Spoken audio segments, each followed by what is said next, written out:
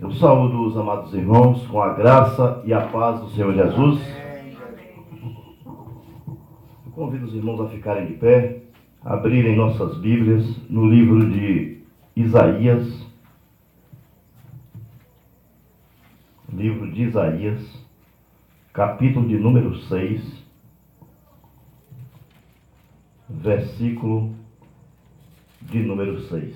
Isaías, capítulo de número 6, versículo de número 6, que diz assim: Com a brasa tocou a minha boca e disse: Eis que ela tocou os teus lábios, e a tua iniquidade foi tirada, e perdoado os teus pecados. Pode estar sentado, irmãos. Pode ir assentar, no nome de Jesus.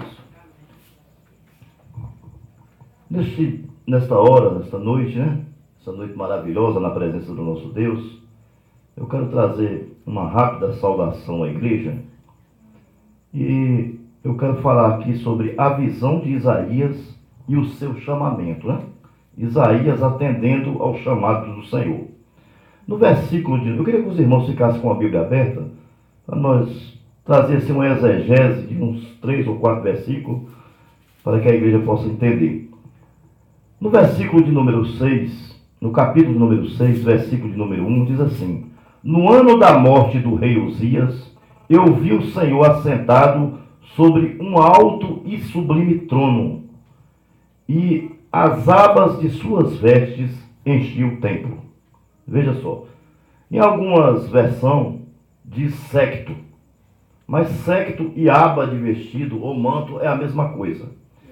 E o profeta Isaías, ele teve uma visão, e nessa visão ele via o Senhor Deus assentado num grande e sublime trono, e a veste do Senhor, as abas do vestido do Senhor enchia o templo, louvado seja o nome do Senhor, e aquela casa estava cheia da glória do Senhor.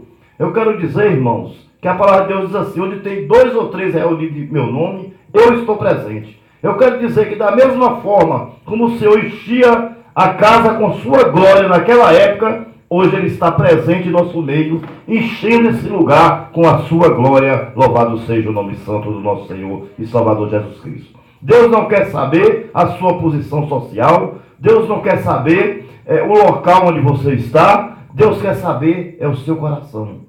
Se você tem um coração contrito para Ele. Amém? Quando você se entrega ao Senhor, de corpo e alma, Deus começa a fazer a coisa diferente na sua vida. Não importa o problema que você está, se é de ordem financeira, se é material, se é espiritual, Deus, Ele se responsabiliza em ajudar-nos a nos resolver esses problemas. Amém? Então veja só o versículo 2.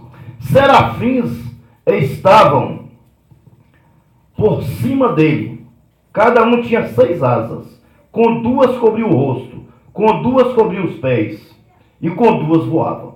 Veja só, serafins são anjos do Senhor. Os anjos do Senhor, eles são seres criados para estar a serviço de Deus. Amém? Existem várias classes de anjos. Uns para trazer bênção, outros para purificar o pecado. Amém? Outros para guerrear pelos servos do Senhor. Esse anjo aqui, esse serafim aqui, era para purificar as pessoas. E naquela época, ele apareceu no templo para purificar os lábios de Isaías. Amém, irmãos? Mas tem aqui uma coisa curiosa. A Bíblia diz que esses anjos que estavam naquele templo, cada um tinha 6 asas. E cada 2 asas dessas tinham uma função. A primeira era para cobrir o rosto. Isso significa reverência ao Senhor. A glória de Deus era tão grande naquele lugar que os anjos cobriram o rosto por reverência a Deus. Com 2 asas ele cobriu o rosto, por reverência e respeito ao Senhor. Da mesma forma somos nós, hoje dentro da igreja. Nós temos que ter reverência ao Senhor. Como assim? Na hora da pregação não conversarmos. Na hora do louvor, procurar sempre louvar junto com todos. Amém? Procurar nos comportar dentro da casa do Senhor, dentro do templo do Senhor. Porque para que o Senhor trabalhe em nossas vidas, é necessário termos reverência, respeito ao Senhor e glorificar o seu nome. Eles tinham mais 2 asas que cobriam os pés. E isso significa, sabe o quê? O lugar por onde andamos. Os anjos estavam querendo dizer o seguinte, que nós devemos andar por lugares onde o Senhor nos permite. Amém? Há lugares que nós não devemos estar, porque não são lugares apropriados para um servo de Deus. E os anjos quis dizer isso, quando ele cobriu o rosto, por reverência a Deus. Aí, em vez da glória de Deus tocar no seu corpo, tocava nas suas asas. Refletia, a glória do Senhor era tão grande naquele lugar, que refletia sobre as asas dos anjos. Amém? E a segunda asa, as 2 segundas asas, era para quê? Cobrir os pés, que é o lugar por onde nós andamos. E eu quero fazer uma pergunta. Por onde nós temos andado nos nossos dias, em nossas vidas? Não é, irmãos? Que nós possamos vigiar cada dia por onde andemos, para que possamos receber do Senhor as bênçãos. Amém? Eles tinham mais 2 asas, que era para voar. Quando o crente está voando, isso quer dizer o seguinte, que primeiro você teve reverência, respeito e obediência a Deus. Depois você andou por lugares onde Deus permitiu. Amém? Você saiu de casa, foi trabalhar, e na hora que você vinha voltar, alguém chamou você para tomar uma cerveja, alguém chamou você para ir para um lugar que não devia, e você recusou. Porque você é um servo de Deus. Então você disse, não, meu amigo, esse lugar não é para mim. Eu sou um servo do Senhor. Aí o que aconteceu? Você entrou na plenitude de Deus. Isso é quando os anjos voavam, porque eles estavam na plenitude. E o que eu entendo por voar para nós, que somos servos de Deus, é quando estamos fazendo a obra do Senhor. Porque nos santificamos a cada dia para isso, para pregar a palavra de Deus, para fazer a obra do Senhor, com dignidade. Amém, irmãos? Deus nos quer em sua presença, mas Deus nos quer santificados em sua presença. A cada dia que nós possamos nos santificar diante de Deus. Então veja só, o versículo 3 o que diz. E clamaram uns para os outros, dizendo, Santo, Santo, Santo é o Senhor dos exércitos. Toda a terra está cheia da sua glória. Os anjos, eles têm uma função de glorificar o Senhor eternamente. E quando eles dizem, Santo, Santo, Santo é o Senhor dos exércitos, é uma forma de glorificar ao Senhor. É uma forma de reconhecer o poder do Senhor. Para nós entendermos essa passagem, é muito importante que saibamos uma coisa, que aqui o importante é o Senhor, não é os anjos. Amém? O centro das atenções dessa passagem aqui é o Senhor. Tanto que os anjos não se autoglorificam, mas eles glorificam o Senhor dizendo, Santo, Santo, Santo é o Senhor. Aí ele diz assim, agora está cheia. A terra está cheia da glória do Senhor dos exércitos. Por que do Senhor dos exércitos? Porque Deus é aquele que nunca perdeu uma batalha. Amém, irmãos? Eu sempre costumo dar um exemplo. Tem gente que deixa de vir para a igreja para assistir Vasco e Flamengo. Eu quero dizer a você que o melhor time que existe no mundo é Jesus de Nazaré. Jesus, ele nunca perdeu uma partida. Nem nunca foi para a prorrogação, nem para a disputa de pênalti. Ele ganha eternamente e ganhará para sempre. Nunca perderá, porque ele é o Senhor dos exércitos, o alfa, o ômega, o princípio e o fim de todas as coisas, o leão da tribo de Judá, Jeová Rafá, Jeová Jirê, o Deus que tudo pode, o Deus provedor, o Deus eternamente. Amém, irmãos? Se ele nos der a vitória, ele é Deus. E se ele não der, ele continua sendo Deus, porque ele dá na hora certa, no tempo dele. Amém?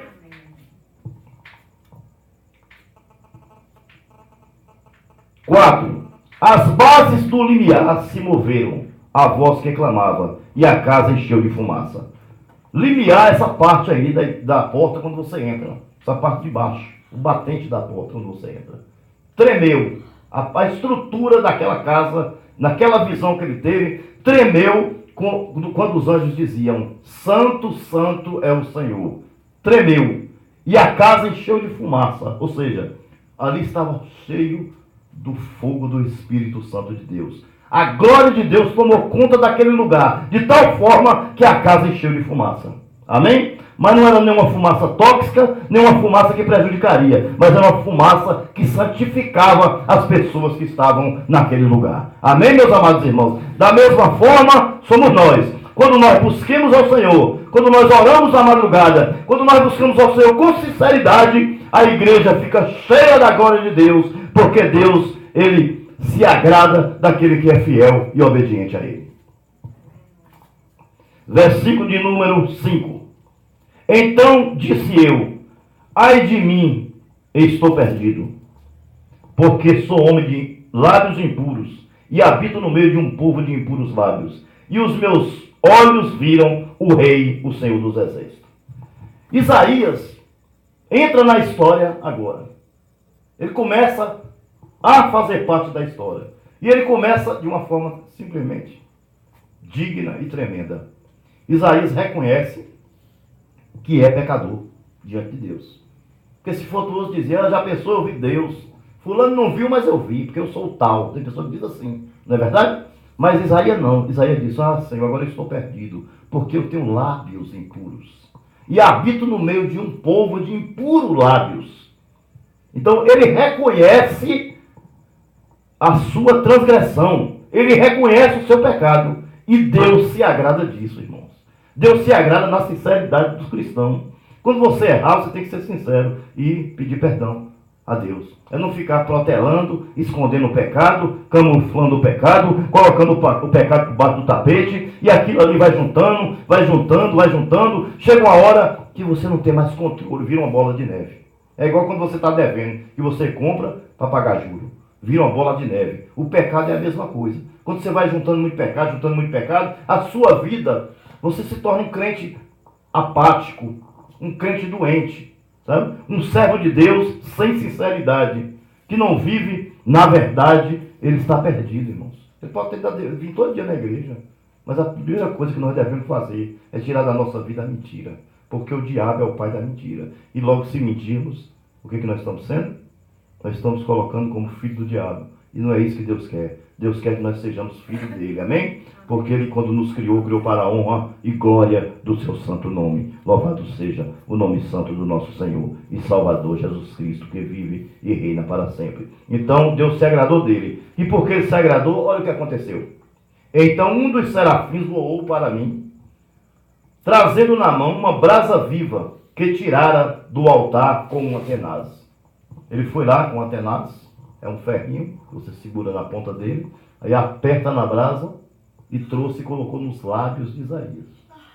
Ele disse, olha Isaías, eu agradei tanto da tua sinceridade que eu vou purificar o teu pecado. Amém? Há pecados, irmãos, em nossas vidas que só sai com oração e jejum. Só sai com a purificação do fogo do Espírito Santo. Amém, meus amados? Tem muita gente hoje esperando bênção, faz tempo, ó. Faz tempo que está esperando bênção. Mas as bênçãos não chegam até hoje, sabe por quê? Porque vive em pecado. Vive em pecado. Às vezes é uma coisa tão simples, mas Deus não está se agradando. É uma coisa que você pode deixar hoje. Não, Senhor, hoje eu vou deixar isso não dá certo, isso está errado. Eu quero me santificar cada dia mais na tua presença, meu Deus. Então, se eu disser aqui que eu não tenho pecado, se nós dissermos que não tem pecado, seremos mentirosos. Porque todo mundo peca todo dia. Com o olhar, com atitude, com atos. Não é verdade? Mas nós temos um advogado, que é o Senhor Jesus Cristo. E se nós pedirmos perdão a Ele, com certeza Ele nos perdoará. Amém? Agora nós temos que pedir perdão e deixar de praticar aquele pecado. Porque já pensou você praticar um pecado aqui, aí você vai lá e pede perdão a Deus, no outro dia você faz a mesma coisa, aí vai lá e pede perdão a Deus, você está brincando, aí é brincar com Deus, não é verdade? E Deus não é Deus de brincadeira. De Deus ninguém se escarnece. Amém? Glória a Deus.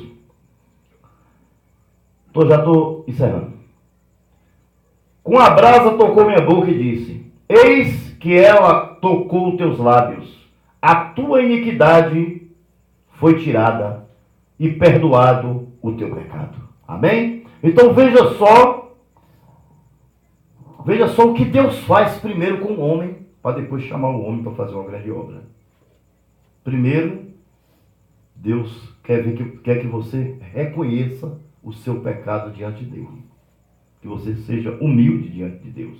Se você tem algum pecado, se você lembra de alguma coisa que está atrapalhando a sua vida, que está atrapalhando o seu crescimento espiritual, alguma coisa que está impedindo você de levantar a sua mão, dizer: Senhor, eu te aceito, eu recebo o Senhor na minha vida. A hora é essa, de jogar por terra essa ingerência maligna. Isso é uma ingerência maligna. Isso é uma coisa que fica atrapalhando. Você está lá sentado, o pastor está lá pregando, ele faz o apelo, você sente aquela vontade de levantar a mão, sabe? De erguer a mão, mas parece que tem uma coisa que segura, entendeu? Uma coisa maligna que segura e que impede a sua vitória. E Deus tem bênção para todo mundo, Deus tem. Para o branco, para o preto, para o amarelo, para o cor-de-rosa, não importa a classe social, não importa se é homem, mulher, ou jovem, ou criança, adolescente. Deus quer que seja obediente. Se você for, Deus começa a derramar as bênçãos. A Bíblia diz que Ele abre a janela do céu e derrama bênçãos sem medidas, louvado seja o nome do Senhor. Para encerrarmos, versículo de número 8. Depois disso, ouvi a voz do Senhor que dizia: a quem enviarei? E quem há de ir? E quem há de ir por mim? E quem há de ir por nós? Disse eu: eis-me aqui, envia-me a mim. Amém? Disse Isaías: eis-me aqui, Senhor, envia-me a mim. Porque antes ele não queria ir, porque ele tinha lábios impuros. Mas ele confessou ao Senhor que tinha lábios impuros e que estava no meio de um povo que tinha lábios impuros. E o Senhor, com a brasa, tocou em seus lábios, purificou o seu pecado. Depois que o seu pecado foi purificado, ele se tornou apto para fazer a obra do Senhor. E só aí ele atendeu o chamado do Senhor. E quando o Senhor perguntou de novo, ele disse: Senhor, eis-me aqui, envia-me a mim. Amém, meus amados? Que possamos, nesta noite, ter essa consciência que um dia o Senhor pode nos chamar para fazer uma grande obra. Para pregar a sua palavra, para evangelizar, né, para alguma função dentro da casa do Senhor, para alguma função eclesiástica. Um dia o Senhor vai chamar. E que possamos dizer assim: Senhor, eis-me aqui, envia-me a mim. Que possamos estar preparados, que possamos estar santificados no Senhor, que possamos estar vivendo como Jó, em integridade, em sinceridade, que possamos ser como Abraão, de uma fé inabalável. Amém, meus amados irmãos? Que Deus nos abençoe e eu agradeço essa rica oportunidade. Aleluias, bendito é o nome do Senhor, né? Nós damos graças ao Senhor pelo privilégio